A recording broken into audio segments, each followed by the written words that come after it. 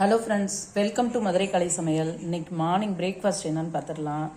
கேப்ப மாவு ஒரு கப்பும் அரிசி மாவு ஒரு கப்பும் போட்டு இந்த மாதிரி கொழக்கட்டை பண்ணேன்.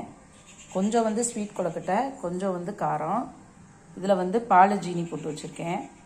இது காய்கறி சூப்பு, பீன்ஸு, கேரட்டு, தக்காளி எல்லாம் போட்டு.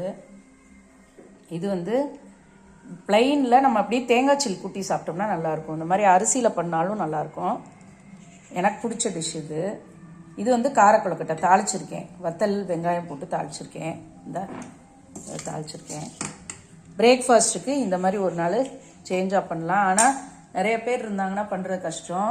இன்றைக்கி நான் கம்மியாக தான் பண்ணியிருக்கேன், ஒரு கப்பு தான் பண்ணியிருக்கேன். ஓகேவா? இதுதான் இன்றைக்கி எங்கள் வீட்டு பிரேக்ஃபாஸ்ட்டு.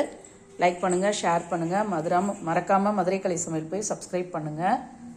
தேங்க்யூ. ஹெல்த்தியாக சாப்பிடுங்க, ஹாப்பியாக இருங்க.